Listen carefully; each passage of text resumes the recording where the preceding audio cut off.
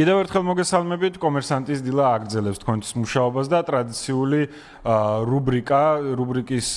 დროა ენერგოეფექტურობა შენიკეთილ დღეებისთვის შეგახსენებთ, რომ დღეს შემაჯამებელი გადაცემა გვაქვს და ვისაუბრებთ სწორედ იმ აქტივობებზე და ზოგადად ენერგოეფექტურობის მნიშვნელობაზე, რაც ჩვენ ასე ვთქვათ, რაზეც არაერთგზის გვისაუბრია და იმასაც შეგახსენებთ, რომ რუბრიკა შექმნილია ევროკავშირისა და KfW-ს მხარდაჭერით საქართველოს ენერგეტიკული სექტორის რეფორმის ფარგლებში. მის შინაარსზე სრულად პასუხისმგებელი იყო, არის და იქნება რადიო კომერსანტი და შესაძლოა რომ იგი არ გამოხატავდეს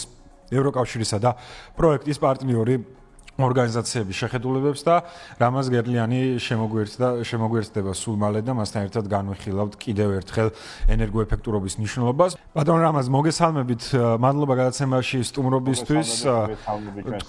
თქვენ მოკლედ ძალიან აქტიურად იყავით ჩართული აი ამ კამპანიაში, რასაც ჩვენ ვახორციელებდით გადაცემის ნაწილშიც, მათ შორის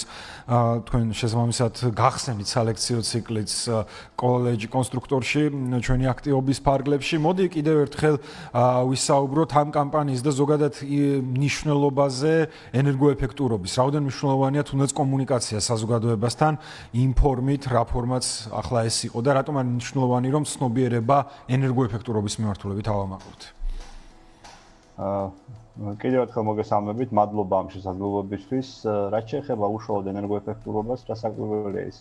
ძალიან მნიშვნელოვანი არის ცალსახად ასე ვთქვათ თავისუფლების გაზრდის თვალსაზრისით, ავტონომიურობის გაზრდის თვალსაზრისით, რაც უფრო ზოგადად დამოუკიდებელს ხდის, როგორც ასე ვთქვათ, რეგიონულ დონეზე, საოჯახო მეურნეობის დონეზე, ქვეყნის დონეზე. და რასაკვირველია, მასში ცნობიერების ამაღლების კომპონენტი არის ერთ-ერთი ყველაზე მთავარი, ვინაიდან როგორც გავახსენე, ის ავტონომიურ, ასე ვთქვათ, გადაწყვეტილებამდე მიდის. ენერგოეფექტურობა არის ავტონომიური შედეგების მომტანი, რაც საბოლოო ჯამში ჯამდება და გვაძლევს ზოგადად გლობალურ შედეგს. პირდაპირ კომუნიკაცია საზოგადოებასთან, ახალგაზრდებთან, მათ შორის იმ ადამიანებთან, რომლებიც უშუალოდ არიან ინფრასტრუქტურულ ვთქვათ პროექტებში, ამ შემთხვევაში გულისხმობ საოჯახო მეურნეობისა და ფირმების ვთქვათ ინფრასტრუქტურებს, ეგრეთ წოდებულ ხელოსნებს ვთქვათ უწოდებთ. შესაბამისად, მათ მხრიდან ამ წოდნის ვთქვათ თლიანი კომპლექსში ვთქვათ გათვითცნობიერება დიდად წაადგება, რასაკვირველია ენერგოეფექტურობის ამაღლებას. ვინაიდან რომ მოგეხსენებათ, ენერგოეფექტურობა იწყება დაწყებული ვთქვათ შენობების ვთქვათ დათბუნებიდან დამთავრებული სხვადასხვა ასე ვთქვათ მიმართულებით, იგივე როგორიც არის პრინციპში მათ შორის იგივე ნაკლები ასე ვთქვათ ენერგიის დამზოგველი სისტემები, შენობების ასე ვთქვათ უფრო ასე ვთქვათ მზის და განახლებადი ენერგიების ვთქვათ გამოყენება და სხვადასხვა ვთქვათ მიმართულებები, რომლებიც რასაკვირველია ამ შემთხვევაში პირდაპირ კავშირში არის ენერგოეფექტურობასთან მიმართებაში. კი ბატონო რამაზ, თქვენ ასევე მონაწილეობას იღებდით, როგორც კი აღნიშნე, შესაბამისი ტრენინგიც განახორციელეს და საინტერესოა ამაზეც რო უთხრათ ჩვენს მენელს, რაოდენ დიდი ინტერესი გაჩნდა ზოგადად ახალგაზრდებში და მეორე მხრივ სეგმენტურადაც საინტერესო სეგმენტი ყავდა, ხო? იქ თქვენ ახსენეთ მშენებლობასა და ინფრასტრუქტურაში ვინც არის ჩართული და პრინციპში ამ კოლეჯში სწორედ ეს ადამიანები იყვნენ თავმოყრილი. ახალგაზრდები მათ შორის შუახნის ასაკის რამდენიმე ადამიანიც იყო, აი როგორ შეფასებდით, რამდენად დიდი იყო მათი მხრიდან ინტერესი აღნიშნულ თემატიკასთან დაკავშირებით? პირველ რიგში, ჩემ დაგასაკვირად ის უნდა აღვნიშნო, რომ საკმაოდ დიდი რაოდენობა იყო მოსურნეთა, ვინც ამ პროცესში ვთქვათ ჩაერთო. პირველ რიგში, ასევე თანაჩართულობის ნაწილს უნდა გაუსვა ხაზი, შეკითხვებს, იმ ნაწილს, როდესაც ისინი ძალიან პროფესიულად სხვადასხვა ვთქვათ მიმართულებით გამოთქვამდნენ ვთქვათ ინტერესს და რაც ყველაზე მთავარია, აუდიტორია ამ შემთხვევაში მიმაჩნია იყო ძალიან ვთქვათ მიზნობრივი აუდიტორია. თვითონ ეს კოლეჯიც მოგეხსენებათ პროფესიული მიმართულებით მუშაობს და შესაბამისად აი ეს პროფესიები, რომლებიც იქ ესე ვთქვათ ეუფლებიან და შემდგომ უკვე ეს უნდა გაიშალოს საზოგადოებაში და სხვადასხვა ტიპის სამუშაოები რომ ჩაატარონ, რასაკვირველია ამ პროცესში ძალიან მნიშვნელოვანი არის ენერგოეფექტურობის შესახებ ცოდნა. პირობითად ერთი შეხედვით დაუშვათ ხურო, დაუშვათ არაფერ შუაში არ არის, ესე შეიძლება ეგონოს ადამიანს ენერგოეფექტურობასთან, მაგრამ სწორედ ის არის ვთქვათ თავარი, იმიტომ თავის დროზე როდესაც კედლის ამოყვანის დროს იქნება ენერგოეფექტური მასალები გამოყენებული, ის უკვე გრძელვადიან პერიოდში შემდგომ უკვე ვთქვათ მოსახლეს აძლევს იმ ეფექტს, რომ ნაკლები, ესე ვთქვათ, ენერგია დაეხარჯება, როგორც დათბუნების თვალსაზრისით, ასევე ესე ვთქვათ,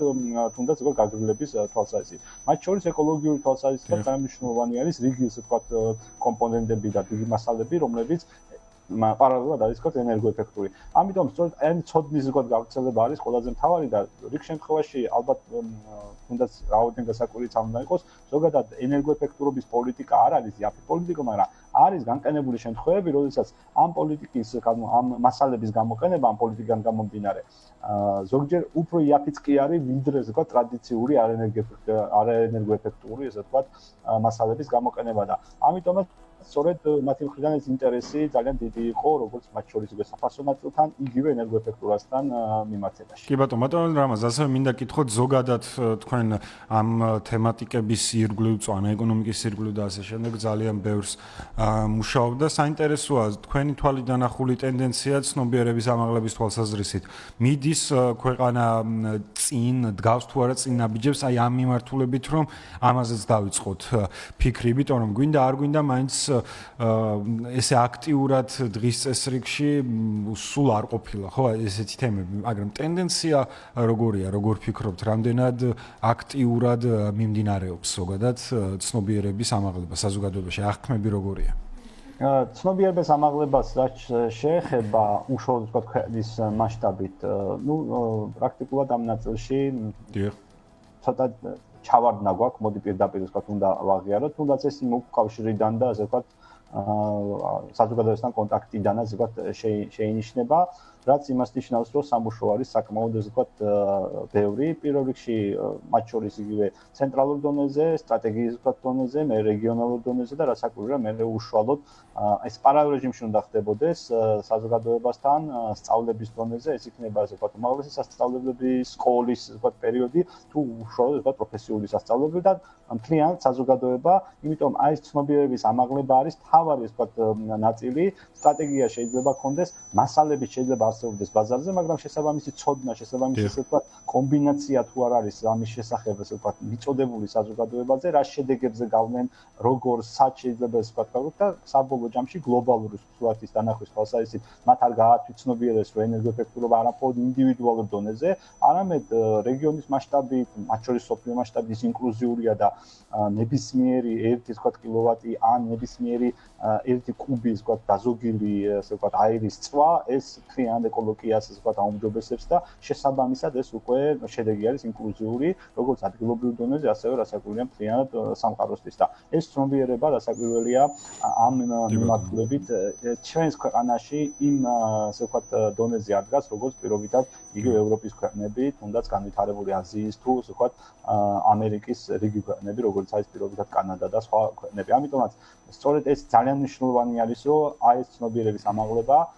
სტრატეგიასთან ერთად პარალელ რეჟიმში მიმდინარეობდეს აბსოლუტურად ყველა ეს ვთქვათ თაობის წარმომადგენლებში რომ საბოლოო ჯამში ენერგოეფექტურობის ეგ მწვანე ეკონომიკის განვითარების მიმართულებით კონდეს ეს ვთქვათ ხელშესახებები შედეგი. კი ბატონო, სხვა შორის ბატონო რამაზ აი სწორედ ეს კამპანია რაც დაიწყეთ ამის გამოძახილია, რომელსაც ძალიან დიდ ყურადღებას და უთმობს ზოგადად ევროკავშირი და KfW და სწორედ მათი მხარდაჭერით ხორციელდებოდა ეს თელი რიგი აქტივობები, რაც განახორციელებს და ეხლა ჩვენ კარგად ვიცით, თუნდაც ევროკავშირში ენერგოეფექტურობის დონე რაოდენად ვთქვათ მაღალია და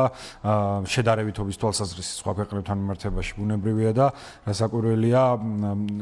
ამ ნაწილშიც რომ გარკვეული რაღაც პატარა აგური დავდეთ ესეც ძალიან მნიშვნელოვანია და ბატონო რამაზ ბოლოს მოკლედ და პრინციპში ამ რუბრიკასაც ვასრულებთ ამით რატომ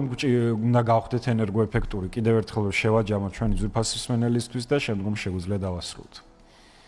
ენერგოეფექტურობას როგორც თავშივე აღნიშნე, პირველ რიგში ესე ვთქვათ, ვიწყებთ ცნობიერებიდან ესე რომ ვთქვათ, მას მოყვება შესაბამისად შენელბების ეფექტურობა, იმიტომ თუ გააზრებული არ გვაქვს ამის ეფექტურობას, ვთქვათ, ვერ გავაკეთებთ.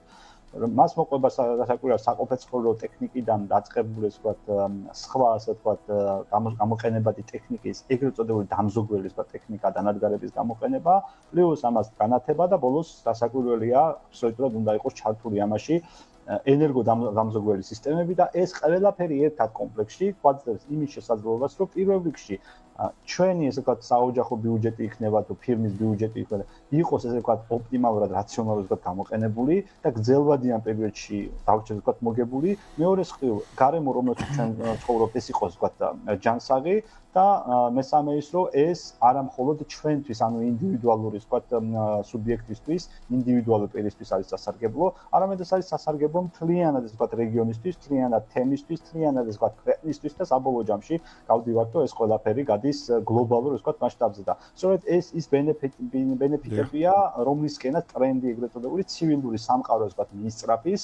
წვანე ეკონომიკისკენ რომელსაც დასაკვირველი იმ სამყაროში სადაც ჩვენ ცხოვრობთ საკმაოდ ეს ვთქვათ დიდი როლი უჭირავს იმიტომ რომ ჩვენ ცივილურ ვთქვათ ადამიანებს გვაკისრია მათ შორის ვალდებულება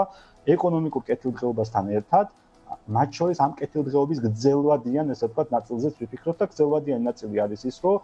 ჩვენ უნდა ვიყოთ მათ შორის ჯანსაღად ვთქვათ გარემოში რაც დასაკვირველია სიცოცხლის ხანგრძლივობას უკავშირდება პირველ რიგში ესე ვთქვათ და შესაბამისად ეს არის ალბათ ერთ-ერთი ყველაზე კარგი პარამეტრი მათ შორის